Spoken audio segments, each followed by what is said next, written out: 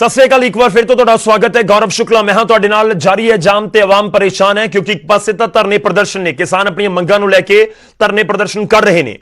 हालांकि पंजाब के आम लोगों का भी उन्होंने साथ मिल रहा है पर इस सब के विचाले दिक्कत भी बढ़ रही है। वक्-वक् खित्तियां दे विच असीं उही जानने की अज कोशिश कर रहे हैं कि वाकई ही पंजाब के किहड़े-किहड़े सैक्टर नूं दिक्कत हुई है।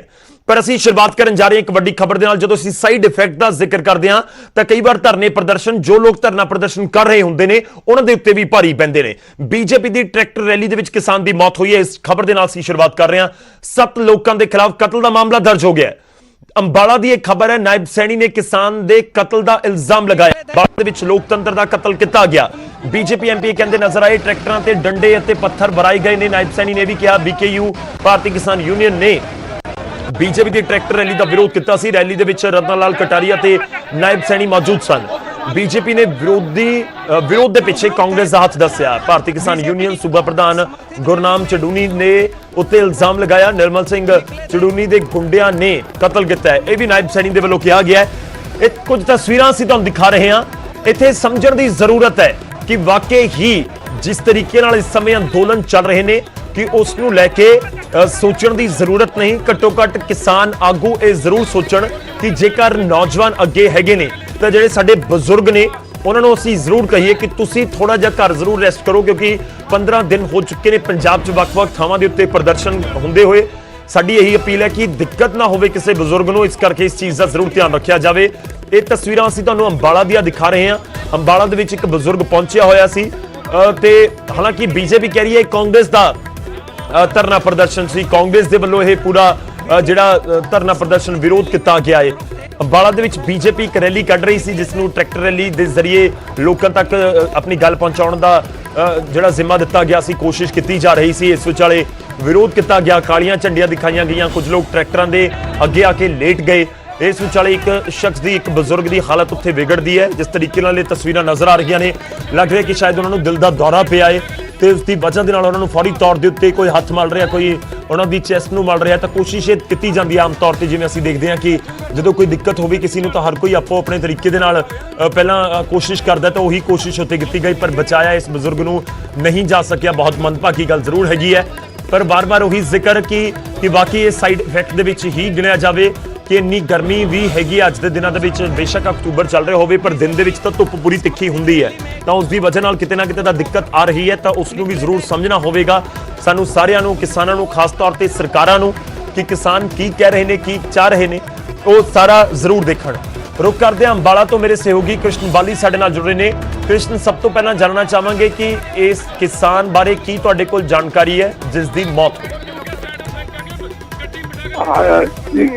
जी मैं आपको बताना चाहूंगा। सबसे पहले तो ये बताऊं कि लगभग 70 वर्षीय ये भरत सिंह नामक किसान था जो बीजेपी का कार्यकर्ता भी बताया जा रहा है और एजिटेशन के साथ जो ट्रैक्टर यात्रा इनकी निकाली जा रही थी उसमें शामिल था। लेकिन जिस तरह से किसानों ने इनकी जो ट्रैक्टर यात्रा नहीं निकालने दी जाती उनको रोका और काफी देर तक रोकने के बाद इनकी बहस भी होती रही जिसमें केंद्रीय राज्य मंत्री रतन लाल कटारिया और सांसद नायब सैनी इसका अगुवाई कर रहे थे और अपना जो संदेश किसानों के प्रति जो जागरूक करने के जो जिम्मा इनको सौंपा गया था उनको जागरूक कर रहे थे। लेकिन इस दौरान किसानों का जब इनका आपस में विरोध हुआ तो कहीं ना कहीं इनकी कुछ इस तरह से आपस के अंदर बहस होगी और वो किसान जो बैठा हुआ था ट्रैक्टर पे ही हालांकि उस समय बैठा हुआ था, जिस तरह के आपने विजुअल में भी देखा है कि किस तरह से वो बैठा और बैठे हुए वहां से गिर गया।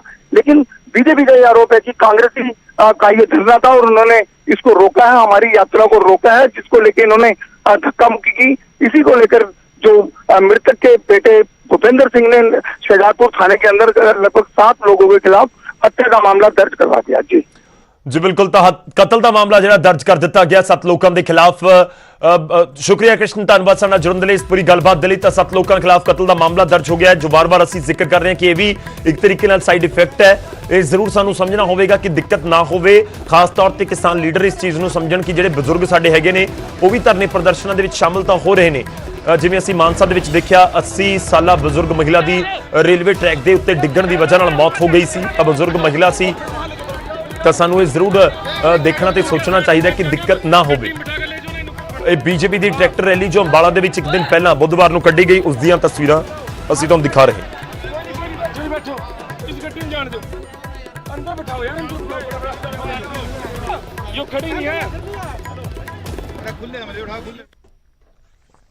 ਇਸ ਵਿਚਾਲੇ ਇੱਕ ਹੋਰ ਵੱਡੀ ਖਬਰ ਆ ਰਹੀ ਹੈ, ਉਸ ਦਾ ਰੁਖ ਕਰਦੇ ਹਾਂ। ਪੁਲਿਸ ਹਿਰਾਸਤ ਦੇ ਵਿੱਚ ਲਏ ਗਏ ਨੇ ਵਿਜੇ ਸਾਂਪਲਾ। ਜੀ ਹਾਂ, ਸਾਬਕਾ ਕੇਂਦਰੀ ਰਾਜ ਮੰਤਰੀ ਪੰਜਾਬ ਬੀਜੇਪੀ ਦੇ ਸਾਬਕਾ ਪ੍ਰਧਾਨ ਵਿਜੇ ਸਾਂਪਲਾ ਨੂੰ ਪੁਲਿਸ ਨੇ ਹਿਰਾਸਤ ਦੇ ਵਿੱਚ ਲਿਆ ਹੈ। ਸੁਰੱਖਿਆ ਦੇ ਮੱਦੇਨਜ਼ਰ ਪੁਲਿਸ ਨੇ ਹਿਰਾਸਤ ਦੇ ਵਿੱਚ ਲਿਆ। ਮੁਕਤਸਰ ਦੇ ਵਿੱਚ ਦਲਿਤ ਨੌਜਵਾਨ ਨੂੰ ਮਿਲਣ ਦੇ ਲਈ ਪਹੁੰਚੇ ਸਨ ਸਾਂਪਲਾ। ਕਿਸਾਨਾਂ ਦੇ ਵੱਲੋਂ ਸਾਬਕਾ ਕੇਂਦਰੀ ਰਾਜ ਮੰਤਰੀ ਦਾ ਵਿਰੋਧ ਕੀਤਾ ਗਿਆ। ਵਿਰੋਧ ਦੇ ਬਾਵਜੂਦ ਵਿਜੇ ਸਾਂਪਲਾ ਅੱਗੇ ਜਾਣ ਦੇ ਉੱਤੇ ਅੜੇ ਰਹੇ। ਸੜਕ ਦੇ ਉੱਤੇ ਹੀ ਬੈਠ ਗਏ, ਉੱਤੇ ਧਰਨਾ ਦੇਣਾ ਸ਼ੁਰੂ ਕਰ ਦਿੱਤਾ। ਆਪਣੇ ਹਮਾਇਤੀਆਂ ਦੇ ਨਾਲ ਧਰਨੇ ਦੇ ਉੱਤੇ ਬੈਠ ਗਏ ਸਨ ਸਾਂਪਲਾ। ਟਕਰਾਅ ਦੀ ਸਥਿਤੀ ਟਾਲਣ ਦੇ ਲਈ ਪੁਲਿਸ ਇਹ ਹਵਾਲਾ ਦੇ ਰਹੀ ਹੈ ਕਿ ਟਕਰਾਅ ਦੀ ਸਥਿਤੀ ਟਾਲਣ ਦੇ ਲਈ ਜਿਹੜੇ ਸਾਂਪਲਾ ਨੇ, ਵਿਜੇ ਸਾਂਪਲਾ, ਉਹਨਾਂ ਨੂੰ ਹਿਰਾਸਤ ਦੇ ਵਿੱਚ ਲਿਆ ਗਿਆ ਹੈ। ਵਿਜੇ ਸਾਂਪਲਾ ਪਹੁੰਚੇ ਸੀ, ਉੱਥੇ ਵਿਰੋਧ ਦਾ ਸਾਹਮਣਾ ਕਰਨਾ ਪਿਆ। ਦਲਿਤ ਨੌਜਵਾਨ ਜਿਸ ਦੇ ਨਾਲ ਕੁੱਟਮਾਰ ਹੋਈ, ਜੋ ਇਲਜ਼ਾਮ ਲੱਗੇ ਕਿ ਉਸ ਨਾਲ ਕੁੱਟਮਾਰ ਦੇ ਨਾਲ ਉਸ ਨੂੰ ਪਿਸ਼ਾਬ ਤੱਕ ਪਿਲਾ ਦਿੱਤਾ ਗਿਆ, ਉਸ ਦਲਿਤ ਨੌਜਵਾਨ ਦੇ ਨਾਲ ਗੱਲਬਾਤ ਕਰਨ ਦੇ ਲਈ, ਮੁਲਾਕਾਤ ਕਰਨ ਦੇ ਲਈ ਵਿਜੇ ਸਾਂਪਲਾ ਗਏ ਸਨ ਮੁਕਤਸਰ। ਪਰ ਉੱਥੇ ਕਿਸਾਨਾਂ ਦਾ ਜ਼ਰੂਰ ਸਾਹਮਣਾ ਕਰਨਾ ਪਿਆ, ਉਹਨਾਂ ਦੇ ਵਿਰੋਧ ਦਾ ਸਾਹਮਣਾ ਵਿਜੇ ਸਾਂਪਲਾ ਨੂੰ ਕਰਨਾ ਪਿਆ ਤੇ ਪੁਲਿਸ ਹਿਰਾਸਤ ਦੇ ਵਿੱਚ ਵਿਜੇ ਸਾਂਪਲਾ ਲਏ ਗਏ ਨੇ। ਮੁਕਤਸਰ ਦੇ ਵਿੱਚ ਸਾਬਕਾ ਕੇਂਦਰੀ ਮੰਤਰੀ ਵਿਜੇ ਸਾਂਪਲਾ ਦਾ ਕਿਸਾਨਾਂ ਦੇ ਵੱਲੋਂ ਵਿਰੋਧ ਕੀਤਾ ਜਾ ਰਿਹਾ ਹੈ। ਤਸਵੀਰਾਂ ਤੁਹਾਨੂੰ ਦਿਖਾਉਣ ਦੀ ਕੋਸ਼ਿਸ਼ ਕਰੂੰਗਾ ਕਿ ਵਿਜੇ ਸਾਂਪਲਾ ਜੋ ਕਿ ਪੁਲਿਸ ਸੁਰੱਖਿਆ ਕਰਮੀ ਜਿਨ੍ਹਾਂ ਦੇ ਅੱਗੇ ਤੈਨਾਤ ਨੇ, ਤੁਸੀਂ ਦੇਖ ਸਕਦੇ ਹੋ ਕਿ ਵਿਜੇ ਸਾਂਪਲਾ ਉੱਥੇ ਜੈ ਭੀਮ ਜੈ ਉਹਨਾਂ ਦੇ ਸਮਰਥਕ ਨਾਰੇ ਲਾਏ, ਦਲਿਤ ਵਿਰੋਧੀ ਦੇ ਨਾਰੇ ਲਾ ਰਹੇ ਨੇ। ਲੇਕਿਨ ਸੜਕ ਦੇ ਵਿਚਾਲੇ ਹੀ ਜਿਹੜੇ ਸਾਬਕਾ ਕੇਂਦਰੀ ਮੰਤਰੀ ਵਿਜੇ ਸਾਂਪਲਾ ਜੀ ਇੱਥੇ ਬੈਠੇ ਹੋਏ ਨੇ, ਧਰਨਾ ਸ਼ਾਂਤਮਈ ਰੂਪ ਵਿੱਚ ਧਰਨਾ ਲਾ ਰਹੇ ਨੇ। ਦੂਜੇ ਪਾਸੇ ਕਿਸਾਨਾਂ ਦੀ ਗੱਲ ਕਰਾਂ ਤਾਂ ਵੱਡੀ ਗਿਣਤੀ ਦੇ ਵਿੱਚ ਕਿਸਾਨ ਆਗੂ ਵੀ ਇੱਥੇ ਮੌਜੂਦ ਨੇ। ਕਿਸਾਨ ਜਥੇਬੰਦੀਆਂ ਦੇ ਨੁਮਾਇੰਦੇ ਇੱਥੇ ਮੌਜੂਦ ਨੇ। ਦੇਖ ਸਕਦੇ ਹੋ ਕਿ ਕਿਸਾਨ ਇੱਥੇ ਕੇਂਦਰ ਸਰਕਾਰ ਮੁਰਦਾਬਾਦ ਦੇ ਨਾਰੇ ਲਾ ਰਹੇ ਨੇ, ਨਾਲ ਹੀ ਵਿਜੇ ਸਾਂਪਲਾ ਗੋ ਬੈਕ ਦੇ ਨਾਰੇ ਲਾ ਰਹੇ ਨੇ। ਸੁਰੱਖਿਆ ਦੀ ਗੱਲ ਕਰਾਂ ਤਾਂ ਤੁਸੀਂ ਦੇਖ ਸਕਦੇ ਹੋ ਕਿ ਵੱਡੀ ਗਿਣਤੀ ਦੇ ਵਿੱਚ ਸੁਰੱਖਿਆ ਬਲ ਤੈਨਾਤ ਕੀਤੇ ਜਾ ਰਹੇ ਨੇ। ਮੁਕਤਸਰ ਤੋਂ ਅਸ਼ਫਾਕ ਟੁੱਡੀ, ਨਿਊਜ਼ 18।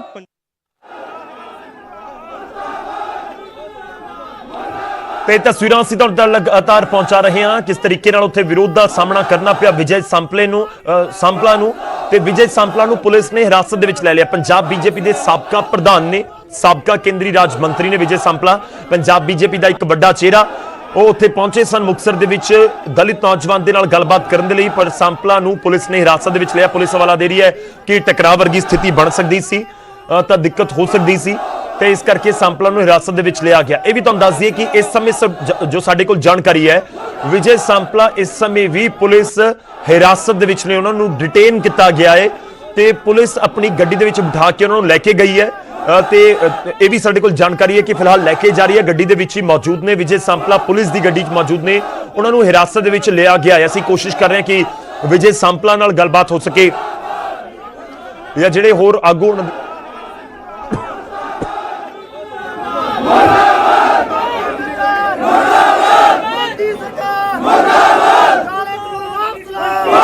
ਸਾਹਮਣਾ ਜ਼ਰੂਰ ਕਰਨਾ ਪਿਆ।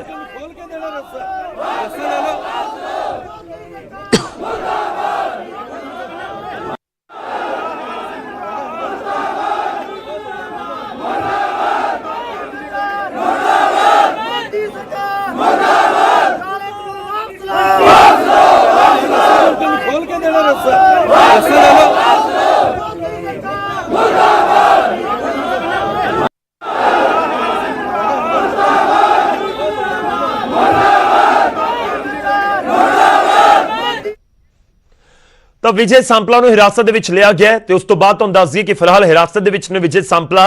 ਟਕਰਾਅ ਵਾਲੀ ਸਥਿਤੀ ਨਾ ਬਣੇ ਇਸ ਕਰਕੇ ਪੁਲਿਸ ਹਵਾਲਾ ਦੇ ਰਹੀ ਹੈ ਕਿ ਟਕਰਾਅ ਵਾਲੀ ਸਥਿਤੀ ਨਾ ਬਣੇ ਇਸ ਕਰਕੇ ਹਿਰਾਸਤ ਦੇ ਵਿੱਚ ਲਿਆ। ਅੱਗੇ ਵਧਦੇ ਅਸੀਂ ਕਿਸਾਨਾਂ ਦੇ ਧਰਨੇ ਪ੍ਰਦਰਸ਼ਨ ਦਾ ਜ਼ਿਕਰ ਕਰ ਰਹੇ ਸੀ। ਧਰਨੇ ਪ੍ਰਦਰਸ਼ਨਾਂ ਦਾ ਅਸੀਂ ਜ਼ਿਕਰ ਕਰੀਏ ਤਾਂ ਉਸ ਦੇ ਸਾਈਡ ਇਫੈਕਟ ਨਾ ਸਿਰਫ ਕੰਮਾਂ-ਕਾਰਾਂ ਦੇ ਉੱਤੇ ਨਜ਼ਰ ਆਏ ਨੇ ਬਲਕਿ ਕਿਸਾਨਾਂ ਦੇ ਉੱਤੇ ਵੀ ਭਾਰੀ ਪੈਂਦੇ ਨਜ਼ਰ ਆਏ ਨੇ ਕਈ ਥਾਵਾਂ ਦੇ ਉੱਤੇ। ਵੱਡੀ ਖਬਰ ਹੈ, ਇਸ ਸਮੇਂ ਧਰਨੇ ਪ੍ਰਦਰਸ਼ਨਾਂ ਦੇ ਵਿੱਚ ਇੱਕ ਹੋਰ ਕਿਸਾਨ ਦੀ ਮੌਤ ਹੋਈ ਹੈ। ਸੰਗਰੂਰ ਦੇ ਵਿੱਚ ਰੇਲ ਲਾਈਨ ਦੇ ਉੱਤੇ ਬੈਠੇ ਇੱਕ ਕਿਸਾਨ ਦੀ ਮੌਤ ਹੋਈ ਹੈ। ਹਾਰਟ ਅਟੈਕ ਉਸ ਨੂੰ ਆਇਆ, ਦਿਲ ਦਾ ਦੌਰਾ ਪਿਆ, ਜਿਸ ਦੀ ਵਜ੍ਹਾ ਨਾਲ ਉਸ ਦੀ ਮੌਤ ਹੋ ਗਈ, ਜੋ ਇਸ ਸਮੇਂ ਦੱਸਿਆ ਜਾ ਰਿਹਾ ਹੈ। ਕਈ ਦਿਨਾਂ ਤੋਂ ਧਰਨੇ ਦੇ ਵਿੱਚ ਸ਼ਾਮਲ ਸੀ ਇਹ ਬਜ਼ੁਰਗ, ਜੋ ਲਗਾਤਾਰ ਅਸੀਂ ਜ਼ਿਕਰ ਕਰ ਰਹੇ ਹਾਂ ਕਿ ਬਜ਼ੁਰਗਾਂ ਨੂੰ ਕਿ ਕਿਸਾਨ ਲੀਡਰ ਕੋਈ ਅਪੀਲ ਕਰਨਗੇ ਕਿ ਤੁਸੀਂ ਧਰਨੇ ਪ੍ਰਦਰਸ਼ਨਾਂ ਸ਼ਾਮਲ ਨਾ ਹੋ, ਕਿਉਂਕਿ ਨੌਜਵਾਨਾਂ ਨੇ ਤਾਂ ਆਲਰੇਡੀ ਉੱਥੇ ਮੋਰਚਾ ਸੰਭਾਲਿਆ ਹੋਇਆ। ਹਾਲਾਂਕਿ ਇਹ ਵੀ ਇੱਕ ਗੱਲ ਜ਼ਰੂਰ ਹੁੰਦੀ ਹੈ ਕਿ ਨੌਜਵਾਨ ਵੀ ਹੋਣ, ਜਿਹੜੇ ਬਜ਼ੁਰਗ ਐਕਸਪੀਰੀਅੰਸਡ ਲੋਕ ਹੁੰਦੇ ਨੇ ਉਹ ਵੀ ਉੱਥੇ ਹੋਣ ਤਾਂ ਕਿ ਪੂਰੀ ਸਥਿਤੀ ਨੂੰ ਸੰਭਾਲ ਸਕਣ, ਪੂਰੀ ਮੂਵਮੈਂਟ ਨੂੰ ਅੱਗੇ ਲੈ ਕੇ ਜਾ ਸਕਣ। ਉਹਨਾਂ ਦੇ ਤਜਰਬੇ ਦੀ ਵੀ ਲਾਜ਼ਮੀ ਤੌਰ ਤੇ ਕਿਸਾਨਾਂ ਨੂੰ ਜ਼ਰੂਰਤ ਹੋਏਗੀ, ਪਰ ਕੋਈ ਨਾ ਕੋਈ ਤਾਂ ਹੱਲ ਜ਼ਰੂਰ ਕੱਢਣਾ ਹੋਏਗਾ ਕਿਉਂਕਿ ਕਈ ਦਿਨਾਂ ਤੋਂ ਲਗਾਤਾਰ ਧਰਨੇ ਪ੍ਰਦਰਸ਼ਨਾਂ ਦੇ ਉੱਤੇ ਬੈਠੇ ਹੋਏ ਨੇ ਬਜ਼ੁਰਗ ਕਿਸਾਨ ਵੀ। ਤੇ ਇਸ ਸਮੇਂ ਵੱਡੀ ਖਬਰ ਹੈ, ਤੁਹਾਨੂੰ ਦੱਸ ਦਈਏ ਕਿ ਦਿਲ ਦਾ ਦੌਰਾ ਪੈਣ ਦੀ ਵਜ੍ਹਾ ਨਾਲ ਮੌਤ ਹੋਈ ਹੈ ਕਿਸਾਨ ਦੀ, ਜੋ ਸਾਡੇ ਕੋਲ ਜਾਣਕਾਰੀ ਹੈ। ਇਸ ਸਮੇਂ ਸੰਗਰੂਰ ਦੇ ਵਿੱਚ ਇਹ ਬਜ਼ੁਰਗ ਕਿਸਾਨ ਕਈ ਦਿਨਾਂ ਤੋਂ ਧਰਨੇ ਦੇ ਵਿੱਚ ਸ਼ਾਮਲ ਸੀ, ਉੱਥੇ ਮੌਜੂਦ ਸੀ, ਲਗਾਤਾਰ ਖੇਤੀ ਕਾਨੂੰਨਾਂ ਦੇ ਖਿਲਾਫ ਮੋਰਚਾ ਖੋਲ੍ਹਿਆ ਹੋਇਆ ਸੀ, ਜਥੇਬੰਦੀਆਂ ਦੇ ਨਾਲ ਉੱਥੇ ਮੌਜੂਦ ਸੀ।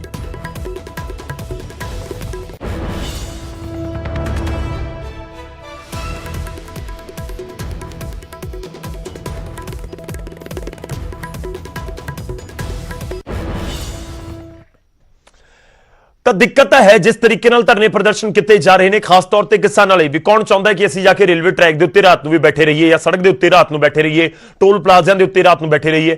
ਕੋਈ ਨਹੀਂ ਚਾਹੁੰਦਾ। ਇਸ ਕਰਕੇ ਸਰਕਾਰਾਂ ਦੇ ਸਾਹਮਣੇ ਤਾਂ ਇੱਕ ਚੈਲੰਜ ਹੈਗਾ ਕਿ ਤੁਸੀਂ ਕਿਵੇਂ ਕਿਸਾਨਾਂ ਨੂੰ ਮਨਾਉਂਦੇ ਹੋ ਜਾਂ ਮਨਾਉਣ ਦੇ ਵਿੱਚ ਕਾਮਯਾਬ ਹੁੰਦੇ ਹੋ। ਪਰ ਅਸੀਂ ਸਾਈਡ ਇਫੈਕਟ ਦਾ ਜ਼ਿਕਰ ਕਰ ਰਹੇ ਹਾਂ। ਕਿਸਾਨ ਅੰਦੋਲਨ ਦੇ ਵੱਲੋਂ ਸਾਈਡ ਇਫੈਕਟ ਕਿਸ ਤਰੀਕੇ ਦੇ ਨਾਲ ਨਜ਼ਰ ਆਏ ਨੇ? ਰੇਲਵੇ ਟਰੈਕ ਤੇ ਹਾਈਵੇ ਜਾਮ ਕਰਨ ਦੇ ਨਾਲ ਵੱਡੀ ਪਰੇਸ਼ਾਨੀ ਜ਼ਰੂਰ ਕਿਸਾਨਾਂ ਨੂੰ ਆਈ ਹੈ। ਕੋਲਾ ਖਤਮ ਹੋਣ ਵਰਗੀ ਸਥਿਤੀ ਇਸ ਸਮੇਂ ਪੰਜਾਬ 'ਚ ਹੈ। ਪੰਜਾਬ 'ਚ ਸਰਕਾਰ ਨੇ ਇਹ ਵੀ ਕਹਿ ਦਿੱਤਾ ਕਿ ਜੇਕਰ ਸਥਿਤੀ ਇਸ ਤਰੀਕੇ ਨਾਲ ਹੀ ਰਹੀ, ਟ੍ਰੇਨਾਂ ਨਾ ਆਈਆਂ ਪੰਜਾਬ, ਤਾਂ ਫਿਰ ਜਿਹੜਾ ਬਲੈਕ ਆਊਟ ਵੀ ਪੰਜਾਬ ਦੇ ਵਿੱਚ ਹੋ ਸਕਦਾ ਹੈ। ਸਬਜ਼ੀਆਂ ਦੀ ਸਪਲਾਈ ਰੁਕਣ ਦੇ ਨਾਲ ਰੇਟ ਹੋਰ ਵਧਣ ਦਾ ਖਦਸ਼ਾ ਜਤਾਇਆ ਜਾ ਰਿਹਾ ਹੈ। ਇਹ ਸਾਰੀਆਂ ਚੀਜ਼ਾਂ ਹੈਗੀਆਂ ਨੇ। ਅਸੀਂ ਇੰਡਸਟਰੀ ਦਾ ਲਗਾਤਾਰ ਜ਼ਿਕਰ ਕਰ ਰਹੇ ਹਾਂ ਕਿ ਇਸ ਦੇ ਉੱਤੇ ਅਸਰ ਨਜ਼ਰ ਆਇਆ ਸੀ।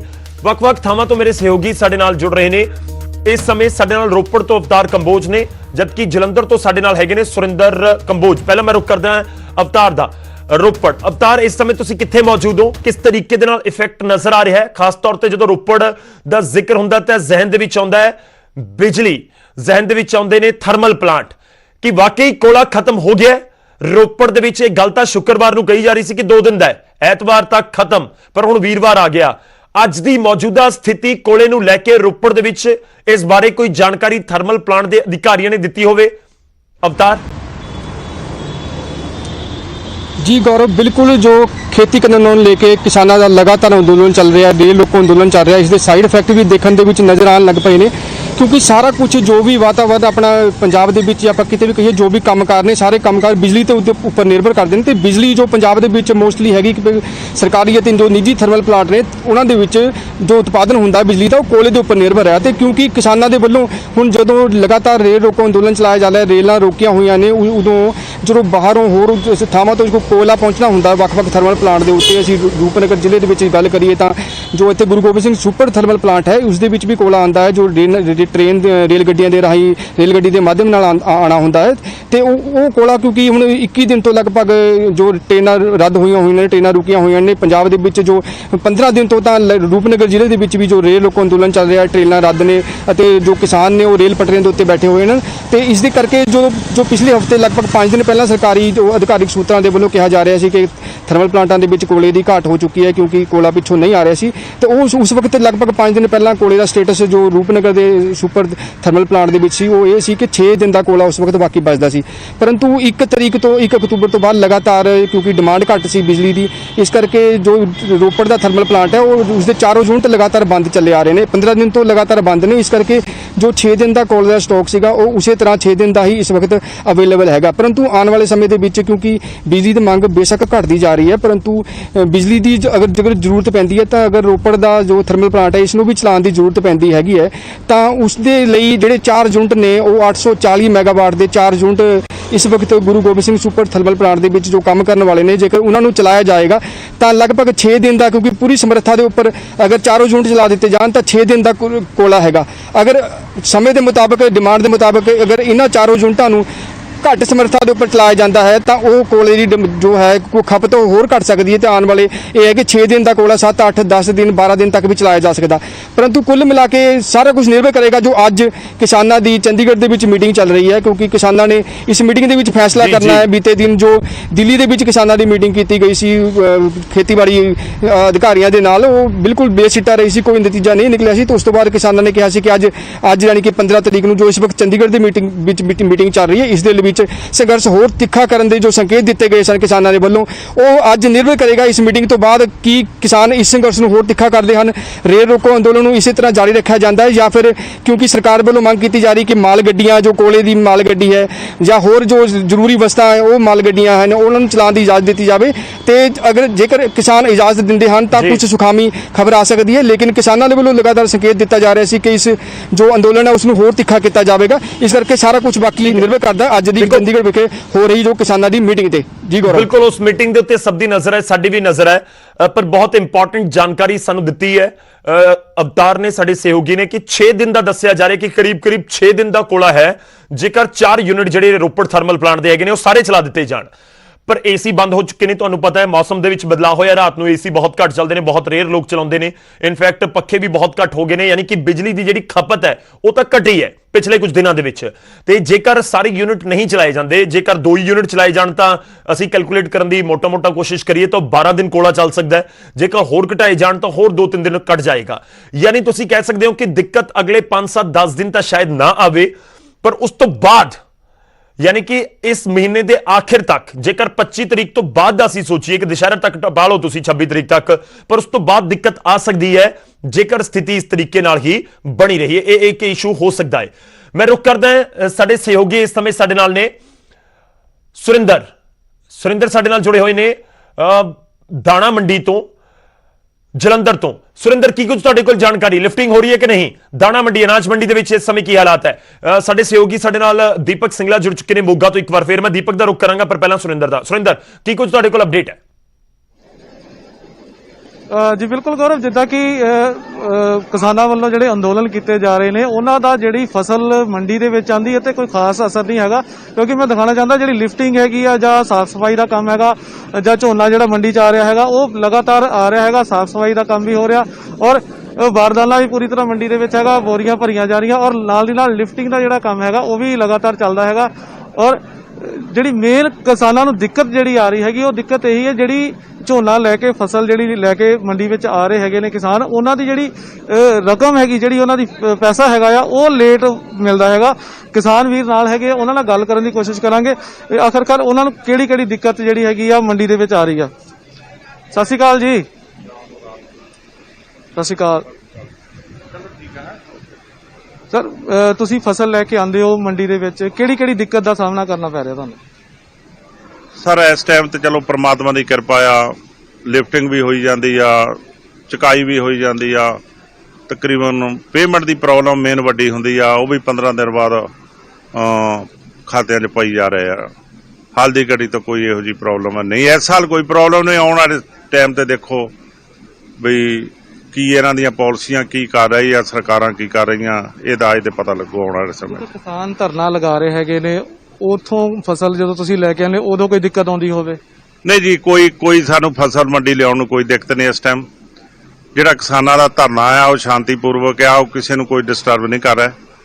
ਉਹ ਆਪਣੇ ਤੌਰ ਤੇ ਆਪਣੇ ਆਰਡੀਨੈਂਸ ਆ ਜਾਂ ਆ ਜਿਹੜੇ ਆ ਇਹਨਾਂ ਨੇ ਸਰਕਾਰ ਨੇ ਕੀਤੇ ਹੈਗੇ ਆ ਇਹਨਾਂ ਦੇ ਖਿਲਾਫ ਆ, ਬਾਕੀ ਹੋਰ ਪਬਲਿਕ ਨੂੰ ਕੋਈ ਪਰੇਸ਼ਾਨੀ ਉਹਨਾਂ ਧਰਨਿਆਂ ਦੀ ਨਹੀਂ ਹੈ। ਜੀ ਬਿਲਕੁਲ ਗੌਰਵ, ਜਿੱਦਾਂ ਕਿ ਇਹਨਾਂ ਦਾ ਕਹਿਣਾ ਹੈ ਵੀ ਜਿਹੜੇ ਕਿਸਾਨਾਂ ਵੱਲੋਂ ਧਰਨਾ ਪ੍ਰਦਰਸ਼ਨ ਕੀਤਾ ਜਾ ਰਿਹਾ ਉਹਨਾਂ ਦੀ ਕੋਈ ਦਿੱਕਤ ਨਹੀਂ ਆ ਰਹੀ। ਹਾਲਾਂਕਿ ਕਿਸਾਨਾਂ ਵੱਲੋਂ ਜਿਹੜੇ ਧਰਨਾ ਪ੍ਰਦਰਸ਼ਨ ਕੀਤੇ ਗਏ ਉਹਦੇ ਵਿੱਚ ਟੋਲ ਜਿਹੜੇ ਹੈਗੇ ਆ ਉਹ ਫ੍ਰੀ ਕਰ ਦਿੱਤੇ ਗਏ ਨੇ ਔਰ ਜਿਹੜੀ ਮੇਨ ਦਿੱਕਤ ਹੈ ਕਿ ਪੈਸੇ ਦੀ ਦਿੱਕਤ ਹੈ, ਜਿਹੜੀ ਪੈਸੇ ਦੇ ਹੈਗੇ ਇਹਨਾਂ ਨੂੰ 15-20 ਦਿਨ ਬਾਅਦ ਜਿਹੜੇ ਇਹਨਾਂ ਦੇ ਖਾਤਿਆਂ ਚ ਆਉਂਦੇ, ਸਿਰਫ ਉਹੀ ਦਿੱਕਤ ਦਾ ਹਜੇ ਸਾਹਮਣਾ ਕਰਨਾ ਪੈ ਰਿਹਾ। ਫਿਲਹਾਲ ਮੰਡੀ ਦੇ ਵਿੱਚ ਲਾਜ਼ਮੀ ਤੌਰ ਤੇ ਸਰਕਾਰਾਂ ਨੇ ਖੁਦ ਦੇਖਣਾ ਕਿ ਅਸੀਂ ਕਿਵੇਂ ਕਰੀਏ। ਉਸ ਦਾ ਰੇਲ ਰੋਕੋ, ਰੇਲਾਂ ਦੇ ਵਿੱਚ ਤਾਂ ਪੈਸੇ ਭਰ ਕੇ ਆ ਨਹੀਂ ਰਹੇ, ਉਹ ਤਾਂ ਸਰਕਾਰ ਜ਼ਰੂਰ ਸੋਚੇ ਕਿ ਆਖਿਰ ਕਿਉਂ 15-20 ਦਿਨ, ਜੇਕਰ ਕੋਈ ਕਿਸਾਨ ਕਹਿ ਰਿਹਾ ਕਿ ਸਾਨੂੰ 15 ਦਿਨ ਬਾਅਦ ਸਾਡੀ ਪੇਮੈਂਟ ਮਿਲ ਰਹੀ ਹੈ ਫਸਲ ਦੀ, ਤਾਂ ਉਹ ਸਰਕਾਰ ਦੀ ਜ਼ਿੰਮੇਵਾਰੀ ਹੈ ਕਿ ਸਰਕਾਰ ਦੇਖੇ ਕਿ ਆਖਿਰ ਕਿਉਂ ਲੇਟ ਮਿਲ ਰਹੀ ਹੈ। ਉਸ ਦਾ ਰੇਲ ਰੋਕੋ ਅੰਦੋਲਨ ਦੇ ਨਾਲ ਤਾਂ ਕੋਈ ਲੈਣਾ ਦੇਣਾ ਨਹੀਂ। ਖੈਰ, ਇੱਕ ਹੋਰ ਅਹਿਮ ਪੁਆਇੰਟ ਦਾਣਾ ਮੰਡੀ ਤੋਂ ਸਾਨੂੰ ਮਿਲਿਆ ਕਿ ਲਿਫਟਿੰਗ ਦੀ ਜ਼ਿਆਦਾ ਦਿੱਕਤ ਅਜੇ ਨਹੀਂ ਹੈ। ਇਹ ਬਹੁਤ ਅਹਿਮ ਪੁਆਇੰਟ ਹੈ ਕਿਉਂਕਿ ਸਰਕਾਰ ਕਹਿ ਰਹੀ ਸੀ ਕਿ ਢੋਆਈ ਦੇ ਵਿੱਚ ਦਿੱਕਤ ਆਏਗੀ, ਗੋਦਾਮ ਖਾਲੀ ਨਹੀਂ ਹੋਣਗੇ, ਲਿਫਟਿੰਗ 'ਚ ਪ੍ਰੋਬਲਮ ਆ ਸਕਦੀ ਹੈ। ਫਿਲਹਾਲ ਤੱਕ ਐਸੀ ਕੋਈ ਦਿੱਕਤ ਨਹੀਂ ਹੈ। ਰੁਕ ਕਰਦਾ ਮੈਂ ਦੀਪਕ ਸਿੰਗਲਾ, ਸਾਡੇ ਸਹਿਯੋਗੀ ਸਾਡੇ ਨਾਲ ਮੋਗਾ ਤੋਂ ਜੁੜ ਰਹੇ ਨੇ। ਦੀਪਕ, ਸਮਝਣਾ ਚਾਹਾਂਗੇ ਕਿੱਥੇ ਮੌਜੂਦ ਹੋ, ਕੀ ਕੁਝ ਇਫੈਕਟ ਨਜ਼ਰ ਆ ਰਿਹਾ ਹੈ ਜਾਂ ਕਹਾਂ ਕਿ ਸਾਈਡ ਇਫੈਕਟ ਨਜ਼ਰ ਆ ਰਿਹਾ ਹੈ ਕਿਸਾਨਾਂ ਦੇ ਅੰਦੋਲਨ ਦਾ? ਬਿਲਕੁਲ ਗੌਰਵ, ਵਰਗ ਮੋਗਾ ਦੀ ਗੱਲ ਕੀਤੀ ਜਾਵੇ ਤਾਂ ਅਸੀਂ ਇਸ ਟਾਈਮ ਮੌਜੂਦ ਹਾਂ ਮੋਗਾ ਦੇ ਰੇਲਵੇ ਸਟੇਸ਼ਨ ਤੇ। ਅਗਰ ਰੇਲਾਂ ਦੀ ਗੱਲ ਕੀਤੀ ਜਾਵੇ ਤਾਂ ਮੋਗਾ, ਫਿਰੋਜ਼ਪੁਰ ਔਰ ਲੁਧਿਆਣਾ ਇਹ ਰੇਲ ਲਾਈਨ ਜਾਂਦੀ ਹੈ ਇੱਥੋਂ, ਔਰ ਜਿਹੜੀਆਂ ਪੈਸੇਂਜਰ ਟ੍ਰੇਨ ਹੈ ਉਹ ਬਿਲਕੁਲ ਲੋਕਡਾਊਨ ਤੋਂ ਲੈ ਕੇ ਹੁਣ ਤੱਕ ਬੰਦ ਨੇ। ਲੇਕਿਨ ਅਗਰ ਮਾਲ ਗੱਡੀ ਦੀ ਗੱਲ ਕੀਤੀ ਜਾਵੇ ਤਾਂ ਉਹਨੂੰ ਲੈ ਕੇ ਕਿਤੇ ਨਾ ਕਿਤੇ ਅਸਰ ਜ਼ਰੂਰ ਨਜ਼ਰ ਆ ਰਿਹਾ, ਕਿਉਂਕਿ FCI ਹੈ ਮੋਗੇ, ਨੈਸਲੇ ਹੈ, ਜਿਨ੍ਹਾਂ ਦਾ ਢੋਆਈ ਦਾ ਕੰਮ ਜਿਹੜਾ ਰੁਕਿਆ ਹੋਇਆ। ਔਰ ਸਰਕਾਰ ਵੱਲੋਂ ਵੀ ਖਾਸ ਤੌਰ ਤੇ ਅਪੀਲ ਹੈ ਕਿ ਕਿਸਾਨਾਂ ਨੂੰ ਕਿ ਰੇਲ ਟਰੈਕ ਹੈ ਜਿਹੜੇ ਛੱਡ ਦਿੱਤੇ ਜਾਣ, ਤਾਂ ਕਿ ਕੋਇਲਾ ਆਣਾ ਜਾਂ ਹੋਰ ਖਾਦਿਆ ਪਦਾਰਥਾਂ ਨੇ ਜਾਂ ਕੱਚਾ ਮਾਲ ਆਣਾ ਉਹਨੂੰ ਲੈ ਕੇ ਕੋਈ ਦਿੱਕਤ ਨਾ ਆਵੇ ਆਉਣ ਵਾਲੇ ਸਮੇਂ 'ਚ। ਤੁਸੀਂ ਦੇਖ ਸਕਦੇ ਹੋ ਅਸੀਂ ਇਸ ਟਾਈਮ ਖੜੇ ਹਾਂ ਮੋਗਾ ਦੇ ਰੇਲਵੇ ਸਟੇਸ਼ਨ ਤੇ, ਔਰ ਕਿਸਾਨਾਂ ਵੱਲੋਂ ਲਗਾਤਾਰ ਕਾਲੇ ਕਾਨੂੰਨ ਨੂੰ ਰੱਦ ਕਰਾਉਣ ਲਈ ਧਰਨੇ ਦਿੱਤੇ ਜਾ ਰਹੇ ਆ। ਲੇਕਿਨ ਅਗਰ ਗੱਲ ਕੀਤੀ ਜਾਵੇ ਢੋਆ ਢੁਆਈ ਦੀ ਜਾਂ ਮਾਲ ਗੱਡੀਆਂ ਨੂੰ ਲੈ ਕੇ ਕਿਤੇ ਨਾ ਕਿਤੇ ਅਸਰ ਜ਼ਰੂਰ ਪੈ ਰਿਹਾ। ਹਾਲਾਂਕਿ ਕਿਸਾਨਾਂ ਦਾ ਕਹਿਣਾ ਸੀਗਾ ਕਿ 15 ਤਰੀਕ ਤੱਕ ਜਿਹੜਾ ਰੇਲ ਰੋਕੋ ਅੰਦੋਲਨ ਰੱਖਿਆ ਜਾਏਗਾ, ਲੇਕਿਨ ਕੇਂਦਰ ਦੀ ਮੀਟਿੰਗ ਤੋਂ ਬਾਅਦ ਜਿਹੜਾ ਕੇਂਦਰ ਦੀ ਮੀਟਿੰਗ ਬੇਨਤੀਜਾ ਨਿਕਲੀ ਹੈ, ਉਸ ਨੂੰ ਲੈ ਕੇ ਅੱਜ ਚੰਡੀਗੜ੍ਹ ਦੇ ਵਿੱਚ ਕਿਸਾਨਾਂ ਦੀ ਇੱਕ ਮੀਟਿੰਗ ਕੀਤੀ ਜਾ ਰਹੀ ਹੈ, ਜਿਸ ਦੇ ਵਿੱਚ ਸਾਫ਼ ਹੋ ਪਾਏਗਾ ਕਿ ਅਗਲੀ ਰਣਨੀਤੀ ਕੀ ਹੈ, ਕਿ ਇਹ ਰੇਲ ਧਰਨੇ ਇਦਾਂ ਹੀ ਜਾਰੀ ਰਹਿਣਗੇ ਜਾਂ ਇਹ ਰੇਲ ਧਰਨੇ ਇੱਥੋਂ ਚੱਕ ਕੇ ਕਿਤੇ ਹੋਰ ਧਰਨੇ ਲਗਾਏ ਜਾਣਗੇ। ਉਹ ਰਣਨੀਤੀ ਜਿਹੜੀ ਅੱਜ ਚੰਡੀਗੜ੍ਹ ਦੀ ਮੀਟਿੰਗ 'ਚ ਹੋਏਗੀ। ਹਾਲਾਂਕਿ ਕਿਸਾਨ ਯੂਨੀਅਨ ਹੈ ਜਿਹੜੀ ਉਹ ਅਲੱਗ-ਅਲੱਗ ਜਗ੍ਹਾ ਤੇ ਧਰਨੇ ਦੇ ਰਹੀਆਂ, ਰੇਲਵੇ ਸਟੇਸ਼ਨ ਤੇ ਵੀ ਦਿੱਤੇ ਗਏ ਆ। ਅਗਰ ਮੋਗਾ ਦੀ ਗੱਲ ਕੀਤੀ ਜਾਵੇ, ਮੋਗਾ ਦੇ ਬੀਜੇਪੀ ਦੇ ਜਿਹੜੇ ਨੇਤਾਵਾਂ ਆ ਉਹਨਾਂ ਦੇ ਘਰ ਦੇ ਬਾਹਰ ਵੀ ਧਰਨੇ ਦਿੱਤੇ ਗਏ ਆ। ਔਰ ਅੱਜ ਜਿਹੜਾ ਕੀ ਹੈਗਾ ਨੌਜਵਾਨ ਭਾਰਤ ਸਭਾ ਵੱਲੋਂ ਵੀ ਜਿਹੜਾ ਆਰਐਸਐਸ ਦੇ ਦਫ਼ਤਰ ਵੀ ਘੇਰੇ ਜਾ ਰਹੇ ਆ। ਇਸ ਨੂੰ ਲੈ ਕੇ ਕਿ ਕਿਸਾਨ ਜਥੇਬੰਦੀਆਂ ਲਗਾਤਾਰ ਆਪਣੇ ਸੰਘਰਸ਼ ਕਰ ਰਹੀਆਂ। ਲੇਕਿਨ ਰੇਲਵੇ ਟਰੈਕ ਦੀ ਗੱਲ ਕੀਤੀ ਜਾਵੇ ਤਾਂ ਮੋਗਾ ਸਿੰਗਰ ਰੇਲ ਲਾਈਨ ਹੈ, ਲੇਕਿਨ ਮਾਲ ਗੱਡੀਆਂ ਨੂੰ ਲੈ ਕੇ ਖਾਸਾ ਅਸਰ ਹੈ, ਕਿਉਂਕਿ ਪੈਸੇਂਜਰ ਟ੍ਰੇਨਾਂ ਜਿਹੜੀ ਡੀਐਮਯੂ ਜਾਂਦੀ ਹੈ ਜਾਂ ਲੋਕਲ ਪੈਸੇਂਜਰ ਟ੍ਰੇਨਾਂ ਉਹੀ ਜਾਂਦੀਆਂ ਸੀ ਜਿਹੜੀਆਂ ਲੋਕਡਾਊਨ ਕਰਕੇ ਬੰਦ ਨਹੀਂ ਹੈ। ਲੇਕਿਨ ਜਿਹੜਾ ਮਾਲ ਗੱਡੀਆਂ ਦਾ ਗੱਲ ਕੀਤੀ ਜਾਵੇ ਤਾਂ ਮਾਲ ਗੱਡੀਆਂ ਦੇ ਆਵਾਜਾਈ ਤੇ ਜਾਂ ਢੋਆ ਢੁਆਈ ਤੇ ਜ਼ਰੂਰ ਅਸਰ ਪੈ ਰਿਹਾ ਕਰੋ। ਜੀ ਬਿਲਕੁਲ, ਢੋਆ ਢੁਆਈ ਦੇ ਉੱਤੇ ਸਾਫ਼ ਤੌਰ ਤੇ ਅਸਰ ਪੈ ਰਿਹਾ ਹੈ। ਜਿਸ ਤਰੀਕੇ ਨਾਲ ਸਾਡੇ ਸਹਿਯੋਗੀ ਦੱਸ ਰਹੇ ਨੇ, ਵੱਖ-ਵੱਖ ਖਿੱਤਿਆਂ ਦੇ ਨਾਲ ਵੱਖ-ਵੱਖ ਸੈਕਟਰਸ ਦੇ ਉੱਤੇ ਕਿਸ ਤਰੀਕੇ ਨਾਲ ਪ੍ਰਭਾਵ ਇਸ ਸਮੇਂ ਕਿਸਾਨ ਅੰਦੋਲਨ ਦਾ ਪੈ ਰਿਹਾ ਸੀ, ਉਹ ਜਾਣਨ ਦੀ ਕੋਸ਼ਿਸ਼ ਕੀਤੀ ਹੈ। ਇਹ ਪੰਜਾਬ ਦੇ ਲੋਕਾਂ ਦੇ ਲਈ ਵੀ ਜਾਣਨਾ ਜ਼ਰੂਰੀ ਹੈ। ਜਿਹੜੀਆਂ 2-3 ਚੀਜ਼ਾਂ ਨੇ, ਪਹਿਲੀ ਕਿ ਕੋਲੇ ਵਾਲੀ ਦਿੱਕਤ ਤਾਂ ਹੈ, ਅਗਲੇ 5-7 ਦਿਨ ਦੇ ਵਿੱਚ ਹੋਰ ਪ੍ਰੋਬਲਮ ਆ ਸਕਦੀ ਹੈ। ਜੇਕਰ ਬਿਜਲੀ ਦੇ ਕੱਟ ਲੱਗਣੇ ਸ਼ੁਰੂ ਹੋ ਗਏ ਤਾਂ ਸਮਝਿਓ ਕਿ ਹੁਣ ਕੋਲਾ ਹੈ ਨਹੀਂ ਤੇ ਅਗਲੇ ਕੁਝ ਦਿਨਾਂ 'ਚ ਸਥਿਤੀ ਹੋਰ ਖਰਾਬ ਹੋ ਸਕਦੀ ਹੈ। ਦੂਜਾ, ਇੰਡਸਟਰੀ ਦੇ ਉੱਤੇ ਸਾਫ਼ ਤੌਰ ਤੇ ਅਸਰ ਨਜ਼ਰ ਆਇਆ ਹੈ। ਲੁਧਿਆਣਾ ਦੇ ਵਿੱਚ ਖਾਸ ਤੌਰ ਤੇ ਜਿਹੜੇ ਸਾਡੇ ਸਹਿਯੋਗੀ ਦੇ ਨਾਲ ਲੋਕ ਜੁੜੇ ਸੀ, ਉਹ ਕਹਿ ਰਹੇ ਸੀ ਕਿ ਜੇਕਰ ਟ੍ਰੇਨਾਂ ਨਹੀਂ ਚੱਲਦੀਆਂ ਤਾਂ ਸਾਡੇ ਰੋਜ਼ਗਾਰ ਆਉਣ ਵਾਲੇ ਦਿਨਾਂ 'ਚ ਠੱਪ ਹੋ ਜਾਣਗੇ, ਬਹੁਤ ਵੱਡੇ ਪੱਧਰ ਉੱਤੇ ਰੋਜ਼ਗਾਰ ਨੂੰ ਅਸਰ ਪਏਗਾ। ਤੇ ਤੀਜਾ, ਸਬਜ਼ੀਆਂ ਦੇ ਰੇਟ ਵੀ ਵਧੇ ਨੇ ਤੇ ਹੋਰ ਵੀ ਵੱਧ ਸਕਦੇ ਨੇ ਆਉਣ ਵਾਲੇ ਦਿਨਾਂ ਦੇ ਵਿੱਚ। ਪਰ ਹਾਈਵੇ ਦੇ ਉੱਤੇ ਕੋਈ ਅਸਰ ਨਹੀਂ, ਫਿਲਹਾਲ ਲਿਫਟਿੰਗ ਦੇ ਉੱਤੇ ਕੋਈ ਅਸਰ ਨਹੀਂ, ਜਿਹੜੇ ਡੈਰੀ ਪ੍ਰੋਡਕਟਸ ਨੇ ਉਹਨਾਂ ਦੇ ਉੱਤੇ ਫਿਲਹਾਲ ਕੋਈ ਅਸਰ ਨਹੀਂ। ਇਹ ਵੱਖ-ਵੱਖ ਖਿੱਤੇ ਨੇ ਜਿਨ੍ਹਾਂ ਨੂੰ ਅਸੀਂ ਜਾਣਨ ਦੀ ਸਮਝਣ ਦੀ ਕੋਸ਼ਿਸ਼ ਕੀਤੀ ਹੈ। ਸਾਰੇ ਸਹਿਯੋਗੀਆਂ ਦਾ ਬਹੁਤ-ਬਹੁਤ ਧੰਨਵਾਦ ਜਿਹੜੇ ਸਾਡੇ ਨਾਲ ਜੁੜੇ ਹੋਏ ਸੀ ਤੇ ਇਸੇ ਤਰੀਕੇ ਨਾਲ ਅਸੀਂ ਕੋਸ਼ਿਸ਼ ਕਰਦੇ ਰਹਾਂਗੇ ਕਿ ਪੰਜਾਬ ਦੇ ਲੋਕਾਂ ਦੀ ਆਵਾਜ਼ ਸਰਕਾਰ ਦੇ ਕੰਨਾਂ ਤੱਕ ਪਹੁੰਚਾਉਂਦੇ ਰਹੀਏ ਤਾਂ ਕਿ ਉਹ ਵੀ ਇਸ ਚੀਜ਼ ਨੂੰ ਸਮਝ ਸਕਣ ਕਿ ਆਖਿਰ ਸਥਿਤੀ ਇਸ ਸਮੇਂ ਬਣ ਕਿਹੋ ਜਿਹੀ ਰਹੀ ਹੈ। ਇੱਕ ਹੋਰ ਛੋਟੇ ਜਿਹੇ ਬ੍ਰੇਕ ਲਈ ਰੁਕ ਰਹੇ ਹਾਂ। ਬ੍ਰੇਕ ਦੇ ਉਸ ਪਾਰ ਵੀ ਖਬਰਾਂ ਦਾ ਸਿਲਸਿਲਾ ਨਿਊਜ਼ 18 ਦੇ ਉੱਤੇ ਜਾਰੀ ਰਹੇ।